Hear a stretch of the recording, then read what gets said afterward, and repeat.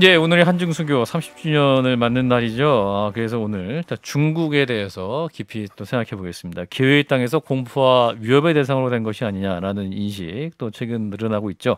그래서 최근에 시진핑 시대 중국을 분석한 한 권의 책을 쓰신 분과 함께 중국에서 짚어볼 텐데요.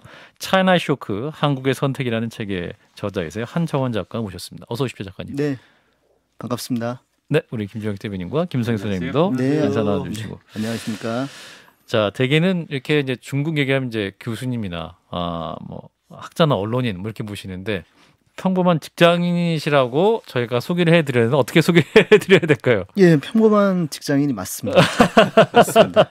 그런데 이제 이게 책이 굉장히 전문가들한테 아주 높은 평가를 받고 있으세요. 그럼 안 평범한 거 아니에요? 네, 그러면 평범하지 않은 거 아닙니까? 그 탁월한 작가님. 덕후의 시대지 않습니까? 네, 그래서 그 이제 어떤 일을 끝마치고 예. 남은 시간들을 잘 활용을 해서 중국이라는 나라를 좀 덕질을 했습니다. 오랜 기간 동안. 그렇군요. 그거를 이제 조금씩 쌓았습니다. 예. SNS라든지 페이스북 블로그를 통해서. 그렇죠. 거기서 이제 상당히 사람들이 반응이 있다 보니까 더 신이 나서 또 모으게 되고 그거를 이제 나중에는 장기 시리즈 연재까지 갔다가 책까지 오게 된 것 같습니다. 중국에 덕질을 하게 된 계기가 있나요? 예, 아마 여기 계신 세 분이면 세 분 정도 세 분의 연배라면 아마 잘 아실 텐데 그 김용 무협 소설 혹시 영웅문 알죠? 네네. 갑자기 같은 저보다 위에 연배에 계신 분들은 하나가지 빠짐없이 다 아시더라고요. 그렇죠, 그렇죠. 중학교 때 그 김용 그 영웅문 무협 소설에 푹 빠졌습니다. 되게 심취를 하면서 곽정. 예, 곽정. 네, 양광. 네, 맞습니다. 네, 구음진경. 죄송합니다. 네, 맞습니다. 구음진경.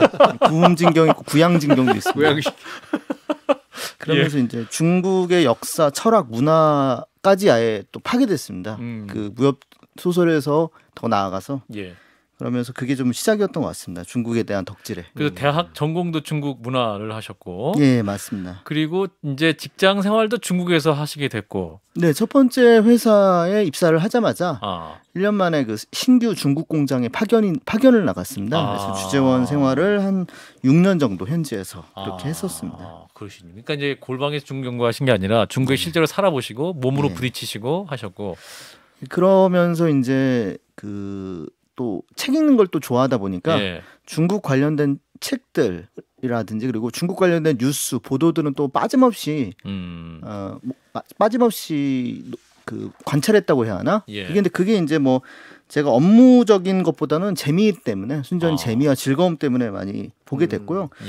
거기서 보게 된 어떤 중국에 대한 어떤 관점이나 이론하고 제가 현지 중국에서 이제 비즈니스나 사업을 하면서 겪었던 것들을 이제 같이 어떻게 이게 엮여지는 건지 이게 이렇게 연결이 되는 건지 이런 것들을 좀 고민을 하는 거를 어느 순간부터 즐겨서 했는데 그걸 또 이제 SNS라는 도구를 통해서 나누다 보니까 책까지 오게 된 것 같습니다. 그러니까 이제 그 SNS 말씀을 하시니까 제가 지난번에 보니까 이 책을 쓰는 과정에서 함께 참고하고 읽었던 책 21권인가 이렇게 각 책에 대한 소개도 해놓으신 것도 되게 인상적이었고 저도 이 책 보는데 생각보다 되게 쉽게 쓰여져서 처음부터 끝까지 읽는데 크게 불편함이 없었다는 점이 하나 장점이었고 사실 뭐 중국으로 알지 제가 뭐 중국에 대해서 얼마나 자세하게 알겠어요. 그런 정도였는데 저 책 한 권이 어떤 의미에서는 한 1950년대부터 시작해서 중국의 개괄적인 인문서로서 역할도 되게 훌륭했어서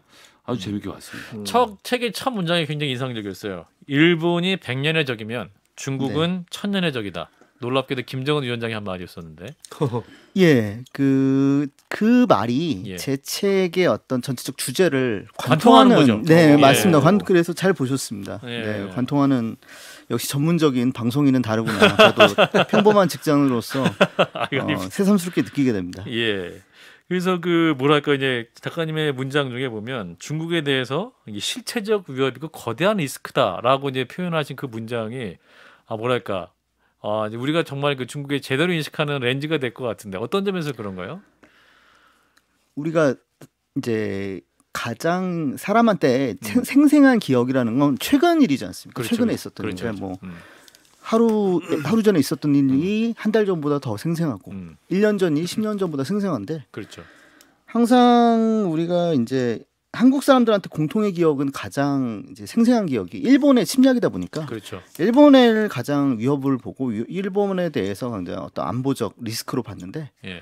이제 그게 아니라 2000년 정도의 어떤 한반도 역사 고조선부터 시작된 역사의 큰 거시적 관점에서 보면은 대부분의 어떤 위협과 쇼크 그리고 한국의 정치 심지어는 국가까지 바꿀 정도로 거대한 충격을 거대한 충격이 온 진원지는 항상 대륙이었습니다. 중국. 네, 중국이죠. 중화 제국이었고요. 일본이 갑자기 급부상한 거는 이제 제가 이제 역사 덕후라서 말씀드리는 건데 16세기, 17세기 유럽에서 중상혁명, 그다음에 산업혁명이 발생을 하면서 해양 세력이 갑자기 부상을 합니다. 일본이 어떻게 보면 그 해양 세력의 힘을 받아서 갑자기 강국으로 등장을 하면서 한반도에 침략을 하고 이제 임진왜란부터 시작해서 그다음에 뭐 식민 지배.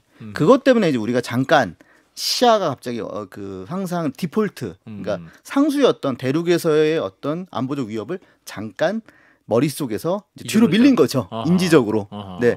그 점을 다시 한번 제가 이제 전체적인 메시지로 거대한 큰 메시지로 다시 돌아왔다는 거죠. 그러니까 말씀하세요. 네, 그러니까 저 처음에 시작은 그 김용의 무협지를 비롯한 중국에 대한 관심과 애정 이거에서부터 시작하신 거잖아요. 그래서 이제 맞습니다. 중국도 그 전공도 하시고 그다음에 중국에 가서 근무도 하시고. 근데 결론은 지금 말씀하신 거 보면 중국이 굉장히 우리가 경계해야 된다. 뭐 이런 취지인가요? 어떻게 보시는 건가요? 제가 경계해야만 한다고만 한 건 아니고요. 예. 우선은 제가 이제 강조를 한 거는 있는 그대로의 중국을 보자.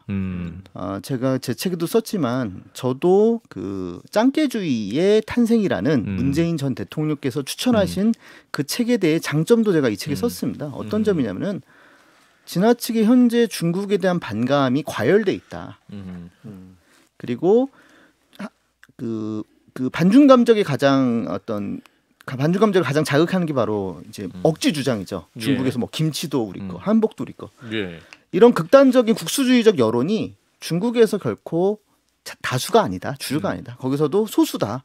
온라인의 소수 여론이다. 그거를 너무 확대 재생산하는 거 아니냐? 언론과 그 네티즌들이. 저 이런 부분들에 대해서 동의한다고 썼고요. 예. 다만 그런 관점에서 일단 있는 그대로의 중국을 보고 거기에 대해서 그리고 중국 스스로도 약점이 이미 있고 그리고 중국 내부에 고민이 있고 그래서 그런 점들을 봐서 우리가 어떻게 대응을 할 건지 그리고 중국의 어떤 힘이라는 게 중국이 너무 잘 나가도 우리한테는 큰 부담이고 중국이 지금 큰 위기에 빠져도 부담이기 때문에 그런 점들을 여러 가지 측면에서 유연하게 바라보면서 계속 관찰하고 또 사회적으로 많은 논의를 이제 해야 할 때가 되지 않았나. 그런 게 주요 요지입니다. 그러니까 제가 어렸을 때 생각해 보니까 한중 수교가 이루어진 다음에 중국 물건들이 막 쏟아지고 이럴 때로 다시 돌이켜서 생각해 보면 인구는 많은데 그렇다고 해서 우리나라보다 딱히 기술이 뛰어난 것도 아니고 항상 우리의 노동력을 대신해 주는 집단으로 생각하면서 큰 뭐 두려움이나 공포 이런 걸 갖고 있지는 않았는데 지금 말씀드린 최근의 기억을 기준으로 해서 뭐 2017년부터라고 할까요? 특히 20대에서는 반중 정서가 강해지고 근데 이게 비단 우리나라뿐만의 문제가 아니라 전 세계적으로도 같이 반중 정서가 강해져서 뭐 미국은 말할 것도 없고 세계 대부분의 나라들이 좀 중국에 대해서 최근에 점점 더 이렇게 반감을 가지는 이런 게 커지는 근본적인 이유는 무엇이라고 좀 보십니까? 일단 단도직입적으로 결론부터 말씀드리면은 중국이 이제 시진핑 정권이 들어서면서 2012년도죠. 그 12년도 이전 동안 한 30년간 중국이 외교적인 전체적인 방침이 있습니다. 그게 이제 덩샤오핑이라는 경제 발전의 지도자가 정한 방침인데 도광양회라고 그러니까 이제 속내를 감추고 조용히 힘을 기르자.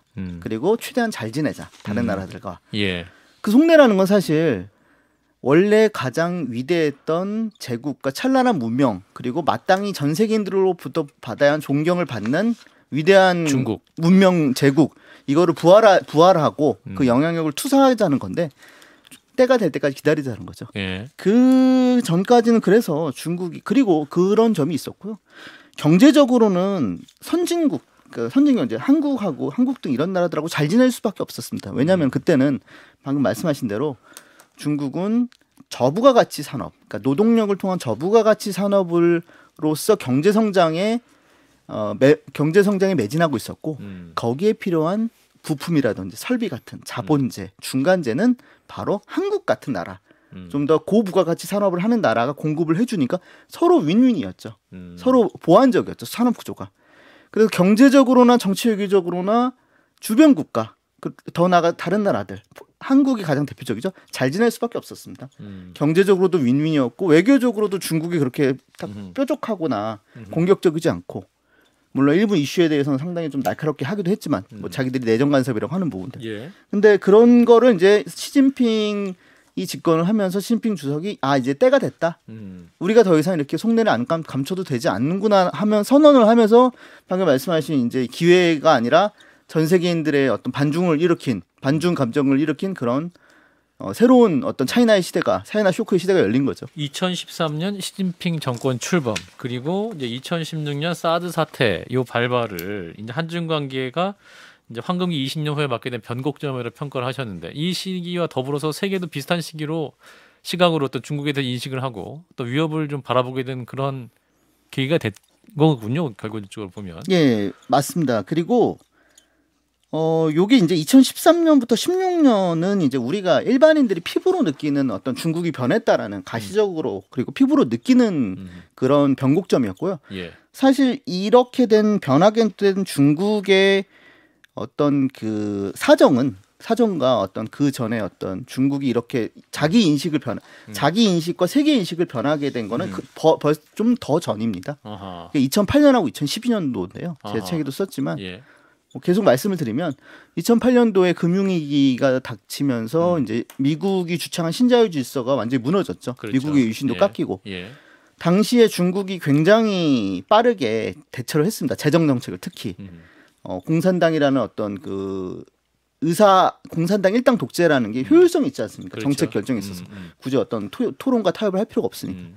그러면서 막강한 재정 정책과 부양 정책을 써서 가장 빨리 전 세계의 주요 경제권 중에 가장 빨리 경제를 회복을 하고 미국이 재정 정책을 펴면서 뭔가 회복하기 전까지는 전 세계가 중국의 수요로서 그 경제 위기를 버텼습니다. 그러면서 전 세계가 중국을 찬사를 보냈고 중국도 더 이상 서방을 배울 필요가 없겠구나. 우리가 더 잘하는구나.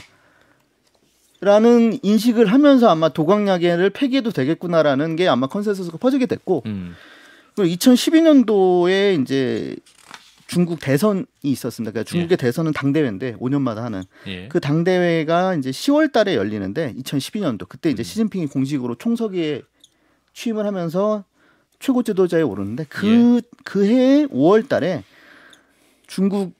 중국의 당시 정기의회 인민대표대회죠. 우리로 치면 정기 국회인데 그때 이제 중국에서 파벌리 간의 정치적 분쟁이 격화돼서 심각하면은 무력 충돌이 발생할 뻔했습니다.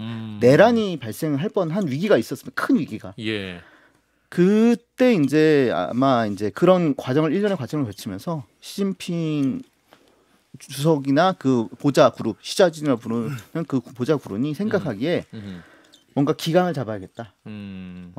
이미 우리는 국력이 커졌고 우리의 이제 중국몽을 펼칠 때가 됐는데 이렇게 사회가 이완되고 시장 경제가 되고 권력을 이제 분할하고 협의체로 하면서 당을 운영하다가는 이래다가는 당도 무너지고 중국의 어떤 그런 것도 힘들어지겠다, 굴기도 힘들어지겠다 하면서 굉장히 1인 권력 강화로 가게 되고 그게 또 관철이 됩니다.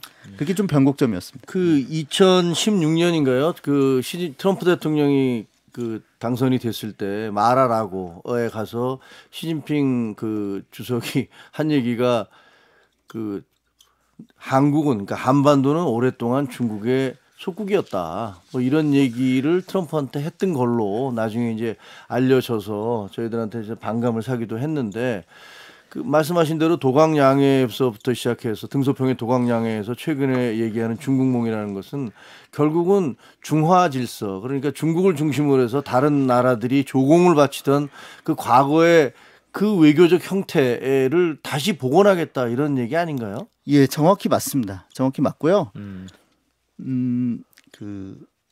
정확히 맞습니다. 정확히 맞고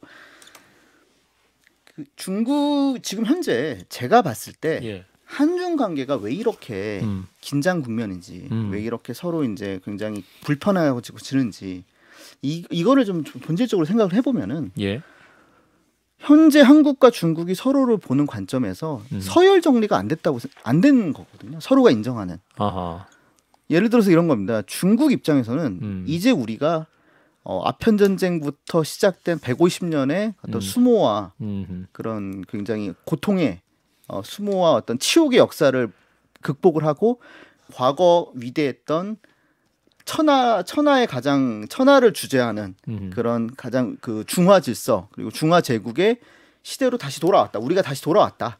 돌아왔으니까 예를 들어 한국 같은 나라들은 당연히 역시 과거에 너네 나라가 과거에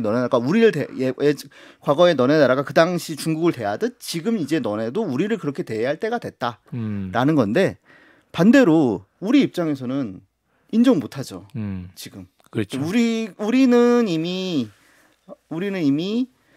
미국이 만들어놓은 질서 속에서 나라가 이제 개발도상국의 선진국까지 왔고 그리고 정치제도나 가치관, 사회적 이런 것도 다 서구에서 온 자유민주주의에서 그렇죠. 출발한 그런 가치관을 받아들였는데 예. 받아들였고 그리고 그런 상황에서 갑자기 중국이 국력만 세졌다고 다시 예전처럼 너네는 우리 영향권을 와라고 했을 때 한국의 여론이 그걸 받아들이기 쉽지 않겠죠. 그렇죠. 그런 점에서 점점 긴장이 고조된 거 아닌가. 물론 이제 그 전에 사드 사태 전에는 서로 윈윈이었으니까 잘 지냈죠. 네.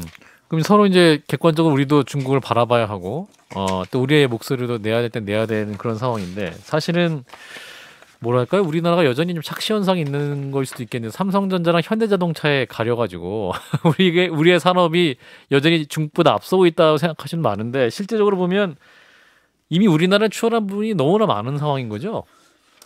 이게 그 제조업이라는 거는 예. 결국에 어떤 그 규모의 경제 그리고 어떤 그 경험의 양 그리고 그런 숙련도라고 하죠. 예. 숙련도. 그러니까 규모의 경제라는 거는 결국에 원가인 거죠. 많이 생산할수록 싸지지 않습니까? 그렇죠. 그리고 숙련도라는 거는 역시 많이 생산할수록 어떤 그 설비의 효율성 그리고 생산 라인을 어떻게 최적화하는지 그리고 전체 노동자의 어떤 그런 그 향상, 예. 숙련도 이런 거에 있어서 중국 같은 경우는 그 내수 시장만 가지고도 얼마든지 선발주자겠죠. 앞서 나가는 그런 어떤 독일이나 일본이나 한국 같은 이런 고부가 가치 제조업 강국을 추격할 수 있는 그런 너무 거대한 시장을 이미 자기들이 큰 있다. 어드밴티지를 갖고 있기 때문에 예. 사실 이게 시간 문제인 점이 있었습니다. 시간 문제인 점이. 그리고 이 제조업이라는 건 사실 동아시아적 문화가 굉장히 그 제조업에 친화적이거든요. 그렇죠. 예를 들어서 동아시아 사람들은 어떤 상황이 됐든 어쨌든 그러니까 조직과 개인의 어떤 그런 이해관계가 충돌을 하면은 대부분의 동아시아 사람들은 그래도 내가 좀 양보해야지. 내가 좀 힘들지만 조직을 위해서 좀 야근도 해야지. 내가 좀 특급도 좀 해야지. 맞아요. 그런 게 좀 내면화돼 있지 않습니까? 동아시아 사람들이 다 비슷합니다. 한국, 중국, 일본, 대만 다 그렇습니다. 그래서 그리고 또 굉장히 교육을 중시를 하죠. 그렇죠. 문해율이 높죠. 굉장히 그 노동자 개개인의 숙련도가 굉장히 높죠. 수준이 높죠. 빨리 학습하고 새로운 기술을 금방 습득하고 그리고 벼농사를 지으면서 협력을 또 되게 잘합니다. 협업을 되게 잘하죠. 이게 바로 저는 그 전후 일본부터 시작된 그다음 한국, 대만, 싱가포르, 홍콩, 동남아 그런 나라들의 제조업 굴기의 가장 문화적 배경이라고 보는데 중국은 거기에서 끝판왕입니다. 사실 그런 동아시아 문화의 그 원래 원조집이죠. 그런 나라가 내수 시장조차도 거대하게 갖고 있으니 이런 어떤 그런 이런 한국이 갖고 있는 주요 산업들을 이게 따라와서 추월하는 건 사실 시간 문제였던 거지. 예, 그래서 빨리 이런 냉철하게 좀 봐야 한다고 생각을 합니다. 네. 그래요. 그래서 이제 작가님께서 이제 중국에 제대로 인식해야 된다 말씀하시지만 또한 이제 불안한 중국이 우리의 현실적인 위협이 될 수도 있다 이런 진단도 하셔서 이거는 무슨 말씀인가 궁금합니다. 불안한 중국이 왜 우리한테 현실적 위협이 되냐라는 문제는 이제 중국이 현재 그런 굉장히 공격적으로 대외 정책에서 공격적으로 나오는 게 단순히 이제 자신들이 이렇게 힘이 강해졌기 때문에 그 힘을 이제 투사하겠다라는 거 외에도 제 책을 보시면 아시겠지만 중국이 내부에 갖고 있는 고민들 때문에 시간이 없어서 좀 쫓긴다. 초조해서 그렇다라는 게 두 가지가 저는 같이 섞여 있다고 봅니다. 농촌 문제, 부채 문제. 무엇을 이루고 싶어하는 거죠 중국은 지금 그러면? 무엇에 쫓기고 있는 것? 뭐 예를 들면 선진국이 되고 싶어하는 건가요? 아니면 전 세계를 제패하고 싶어하는 건가요? 제가 보는 관점에서는 우선 최소한 그러니까 전근대 시대 예를 들어서 이제 그 뭐 청나라 전이겠죠. 청나라 때부터 전에라고 치면은 이제 청나라, 명나라, 뭐 당나라, 송나라 때는 동아시아 국제 질서라는 건 중국이 패권국이었고 중국을 중심으로 돌아가지 않았습니까? 그리고 그 주변에 있는 나라들이 그 질서를 다 인정을 했죠. 전 최소한 중국 입장에서는 서태평양에서는 미국은 이제 여기는 내 영역이고 미국은 나가라. 뭐 그렇게 저는 생각을 하고 있습니다. 네. 아니 근데 그 중국은 국가주의잖아요. 결국은 중화 뭐 그를 다시 구현하겠다는 게 아까 말씀하신 중국 몽이고. 그리고 한 해에도 7,000명에서 8,000명이 사형을 당하고 미성년자는 주 3시간 게임 시간이 규제되고 뭐 그 마윈 같은 경우는 정부에 비판적이었다는 이유로 기업을 하루아침에 빼앗기기도 하고 말이죠. 그렇게 보면 저는 중국 정부가 지향하는 게 도대체 뭔지를 잘 알기가 힘들거든요. 그러니까 예를 들면 소강 사회를 얘기하면서 그 중국 그 백성들을 잘 먹여 살리겠다라는 건 알겠어요. 그런데 그것이 우리가 생각하고 있는 민주주의적 가치라든가 이런 다원성이라든가 혹은 이제 그 다 관대함, 인종적 관대함 뭐 이런 건 아닌 것 같거든요.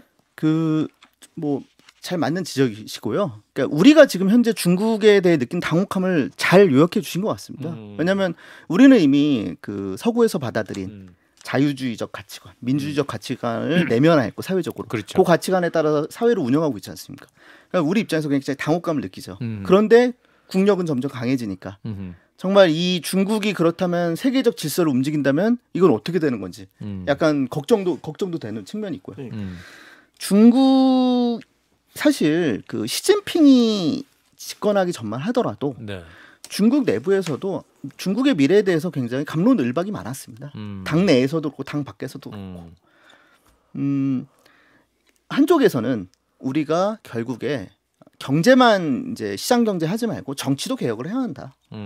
다당제도 도입하고 점진적으로 자유 언론도 도입하고 그런 쪽에 어떤 우파 자유주의 세력이 있었는가 하면은 반대로 이거 시장 개혁 때문에 빈부격차가 너무 확대되고 사회가 이완이 생기고 공산주의 이념이 공산주의 이념이 이제 거의 뭐 유명무실해지고 하니까 다시 우리가 원래대로 계획 경제로 좀 돌아가서 빈부 격차를 없애고 부를 재분배하고 뭐 이런 식으로 해서 어떤 더 좀 과거 좌익적인 이런 세력도 있어서 이런 거를 굉장히 갑론을박을 하고 있다가 시진핑 정권이 들어서면서 그나마 현재 같은 중국이 그래도 그런 게 많이 그런 어떤 정치적 이런 거는 사실상 거의 이제 억누르면서 시진핑적 사상을 가지고 이제는 계속 앞세우는데 그게 이제 그것도 사실 우리가 밖에서 보기에는 굉장히 이상하죠.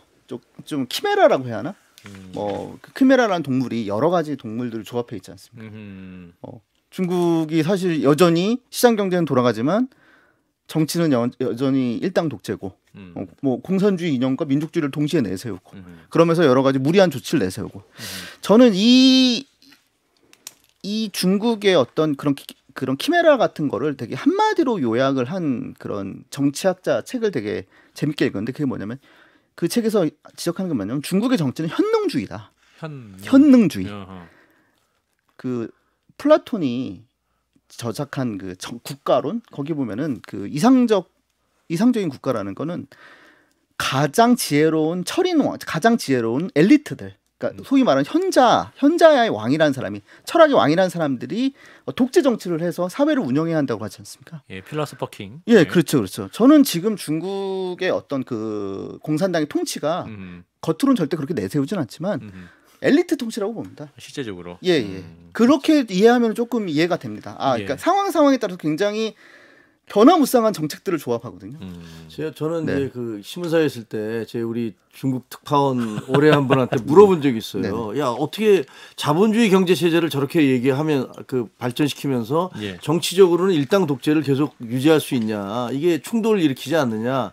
했더니 그때 들은 얘기가 글쎄 그 선배님 그 중국 사람들은 불의는 참아도 불이익은 못 참는 것 같습니다. 이 얘기를 하더라고요. 그러니까 옳고 그름의 문제가 아니라 이게 나에게 이익이 되느냐 안 되느냐가 가장 모든 판단의 기준이 되는데 그래서 중국에서는 한국은 뭐 저 한반도에서는 500년씩 왕조가 유지되지만 중국에서는 200년 이상 왕조가 유지된 적이 없고 따라서 지금의 현재 시진핑 체제가 됐든 뭐가 됐든 간에 시금석은 결국은 경제 성장을 계속해서 인민들의 배를 불릴 수 있느냐 없느냐에 따라서 모든 게 결정되고 경제 성장이 안 되는 순간에 상당 위기에 봉착하게 될 것이다. 이런 얘기를 하는데 지금 작가님 여기 그 쓰신 얘기 뭐 부채 문제라든가 국영기업, 농촌 이런 문제점들을 보면 중국의 미래도 결코 그렇게 밝은 것만은 아니지 않는가 이런 생각도 드네요. 예, 그런 문제가 많이 있고요. 잘 보셨습니다. 그래서 지금 말씀하신 대로 저는 근데 뭐 먼저 한 가지만 말씀드리면은 중국이 불의는 못 참아도 그 불의는 참아도 불이익은 못 참다는 거는 살짝 동의를 하지 않는 게 그런가요? 중국에서도 제 얘기 아닙니다. 네, 중국에서도 이제 근대화가 되면서 수많은 혁명이라든지 여러 가지 사회 운동이 많았고 뭐 오사 운동이라든지 많았지 않습니까? 여러 가지 그다음 신해 혁명도 있었고 그리고 항일 전쟁도 엄청나게 많은 희생을 하면서 했었고 그리고 1989년도에 뭐 다 아시는 천안문 항쟁 같은 경우도 굉장한 우리한테 또 굉장히 또 남의 일 같지 않은 굉장히 동병상련할 수 있는 그런 장면이었는데 이제 1989년 이후에 그게 실패로 돌아가면서 중국 공산당과 중국 인민들 사이에 암묵적 계약을 맺습니다. 암묵적 사회 계약. 그러니까 정치는 이제 공산당 체제는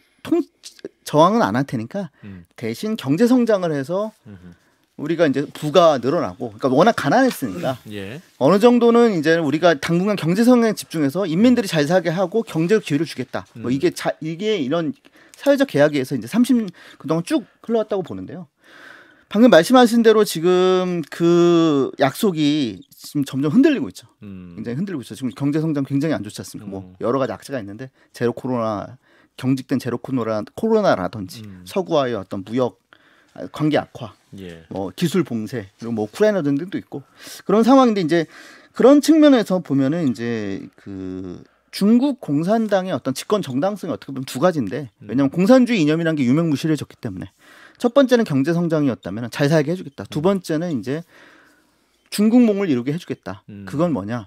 과거의 위대한 중국의 시절로 되돌아가게 해주겠다. 그리고 과거의 위대한 중국의 시절로 돌아가는 상징적인 가장 그 어떤 마침표가 바로 대만과의 통일입니다. 예전에 그 중국이 어떤 서세 동점을 하면서 이제 중국이 이제 굉장히 이제 서구의 침략을 당하면서 반식민지가 되고 뭐 그 전에 온전한 영토를 되찾겠다는 거죠. 그게 이제 대만인 거고. 그래서 러시아 우크라이나 침공처럼 중국의 대만 정복이 굉장히 더 확률이 높은 게임이라고도 보시고 있더군요. 예, 저는 상당히 좀 높다고 보고요. 만약에 시진핑 주석과 공산당 그룹에서 대만을 당장 내리라도 공격을 해서 점령할 수만 있다면 저는 결정을 내릴 가능성이 굉장히 높다고 봅니다. 네. 그러면 그냥 말로만 위협하는 게 아니라고 봐요. 네, 말로만. 이번에 우크라이나 전쟁하는 거 보면서 핵무기가 있으면 어쨌거나 미국이 들어와서 전면적인 개입은 못할 것이다라는 그런 생각을 하게 됐고 그런 전제하에 중국이 대만을 노릴 가능성이 높다 이렇게 생각을 하시는 건가요? 만약 그렇게 된다면 시기적으로도 뭔가 좀 이게 고민해 이제 보시는 게 있나요? 제가 위험하다고 생각하는 시기가 내년 2023년부터 2027년이라고 보는데 왜 이 시기가 위험하다고 보냐면 올해 이제 당대회가 열리죠. 중국에 우리로 치면 대선 5년마다 하는 당대회인데 이제 시진핑이 이제 3년이면 결정이 됩니다. 3년임도 네. 지금 이제 이렇게 체제가 만들어진 이후엔 처음 있는 일인 거죠. 그렇죠. 지금 덩샤오핑이 만들어 놓은 어떤 정치 시스템 이후에는 최초입니다. 그 전에는 다 10년씩만 하고 물러났습니다. 이렇다는 거는 이제 시진핑은 나는 그 덩샤오핑이 지정한 후계자 수준이 아니라 난 덩샤오핑과 마오쩌둥 수준의 지도자야라는 뜻입니다. 그리고 중국 인민들도 그렇게 받아들이고 있고요. 근데 마오쩌둥은 어쨌든 많은 정치적 실책이 있었지만 그래도 전 중국을 통일한 그런 이제 중국 인민들이 모두가 인정한 대업적이 있고 덩샤오핑은 경제 개발을 했는데 중국 인민들 입장에서 그런 거죠. 그리고 시진핑 스스로도 느낄 겁니다. 그럼 내가 뭘 가지고 어떤 업적을 가지고 그 두 사람과 어깨를 나란히 하고 그 두 사람과 필적하는 역사적 업적을 기록에 남길 거냐라고 스스로 물어봤을 때 대만 통일 카드밖에 없다는 거죠. 아하. 그게 이제 시진핑의 사연임이 결정이 되는 게 2027년 당대회입니다. 네, 그리고 그 5년 안에가 좀 위험하다고 보고요. 그리고 그 중간 2025년인가 한 4년도에 또 대만 총통 선거가 있습니다. 민진당이 다시 집권을 할 것 같은데 만약에 민진당 쪽에서 대만 독립을 굉장히 강경파가 이제 후보가 당선이 돼서 다음 총통이 된다면 더 이제 경량이 빠지겠죠. 그렇군요. 그래서 어떤 사연임까지도 시도할 사람이 시진핑이다. 그런 사연임뿐만 아니라 영구집권까지도. 저는 왜냐면은 후계자에 대한 얘기가 전혀 안 나오고 있다는 거는 롤모델이 푸틴이라고 하던데 그런 맥락에서 계속 하고 싶은 마음이 있는 거나 보네요, 시진핑이. 그게 이제 저는 이제 시진핑과 푸틴이 내가 이제 물론 권력욕이 당연히 베이스긴 한데. 지금 예를 들어서 영광된 러시아를 부활하고 영광된 옛날의 그 위대한 중화제국을 다시 귀환하고 이런 위대한 업적을 내가 나만큼 사명감을 갖고 할 사람이 없다. 그런 어떤 전형적인 독재자의 오류에 좀 있는 거 아닌가? 그러면 대만이 그렇게 하고 들어오면 그게 우리나라에도 그렇게 전쟁이 벌어지게 되면 우리나라에도 상당한 영향을 미치게 되는 거예요. 마무리할 시간이 돼서요. 일단 우리의 전략은 뭐가 돼야 되느냐? 네네. 한 2분 정도. 뭐 좋은 점만 하나 말씀드리겠습니다. 이제 대만이 만약에 전쟁이 나서 TSMC가 파괴되면 삼성전자 주가가 몇 배로 뛸 겁니다. 하루 아침에. 대만의 1등 반도체 왜냐하면 기업이 10나노 이하의 초고속 반도체를 만들 수 있는 게 삼성전자랑 TSMC밖에 없으니까.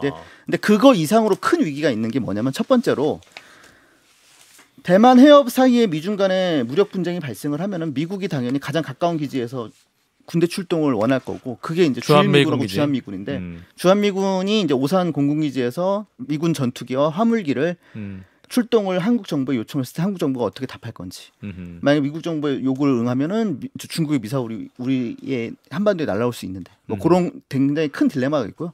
두 번째는 대만 대만 해협 주위로 이제 무력 충돌이 발생하면은 남중국해와 동중국해가 이제 봉쇄가 되는데 우리가 다 석유나 에너지 다 거의 그쪽으로 해상 루트로 다 의존하고 있지 않습니까?